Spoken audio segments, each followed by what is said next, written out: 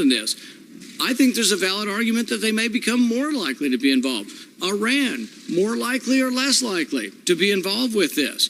If Iran gets involved, more likely or less likely that Israel launches a reprisal attack on Iran. There are all kinds of unknowns that I can't tell you absolutely the answer, and neither can you, but I think there's a reasonable argument that the world may be less stable because of this, and that it may not deter any chemical weapons attack.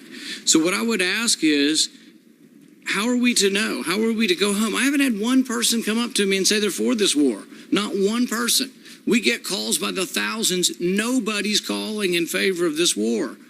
I didn't meet one. I was home all month. I went to 40 cities. I didn't have one person come up and say, do they all agree it's a horrendous thing? Yes, we all agree that chemical attack's a horrendous thing, but people are not excited about getting involved. They also don't think it's going to work.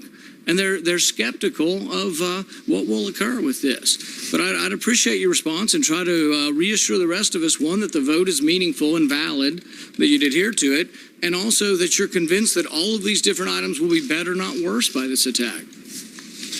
Well, Senator, I'd be very happy to do that. Will Israel be more likely to suffer an attack, or will they be safer? Will they be less safe?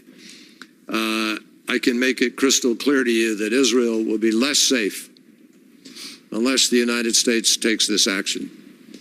Iran and Hezbollah are two of the three biggest allies of Assad.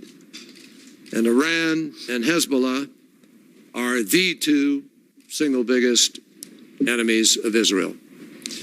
So if Iran and Hezbollah are advantaged by the United States not curbing Assad's use of chemical weapons, there is a much greater likelihood that at some point down the road, Hezbollah, who has been one of the principal reasons for a change in the situation on the ground, will have access to these weapons of mass destruction. And Israel will for certain be less secure. But I would also argue that it would be more likely that Hezbollah will attack because of this attack in response. And Israel feels quite confident of its ability to deal with Hezbollah if they were to do so.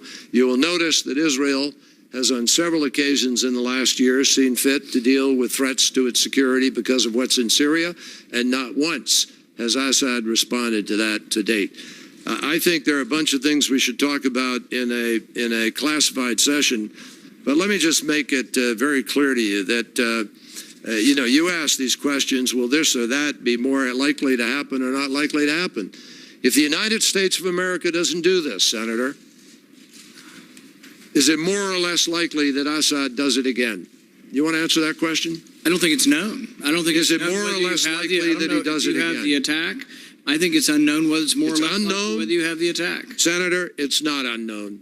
If the United States of America doesn't hold him accountable on this with our allies and friends, it's a guarantee Assad will do it again.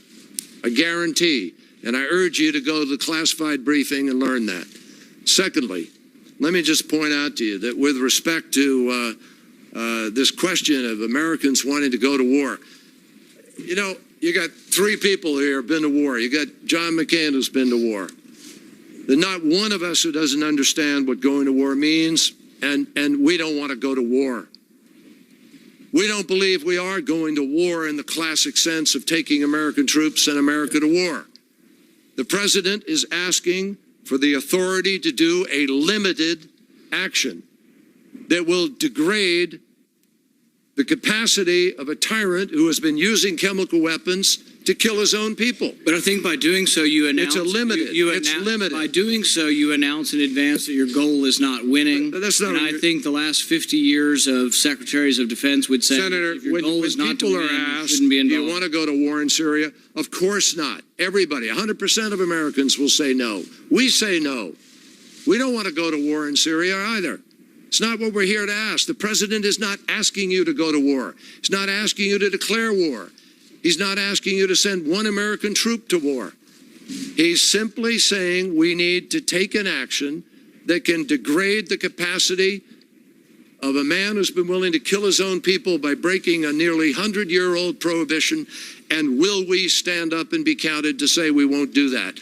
That's not, I just don't consider that going to war in the classic sense of coming to Congress and asking for a declaration of war and training troops and sending people abroad and putting young Americans in harm's way. That's not what the president is asking for here. General, do you want to speak of that, all to that?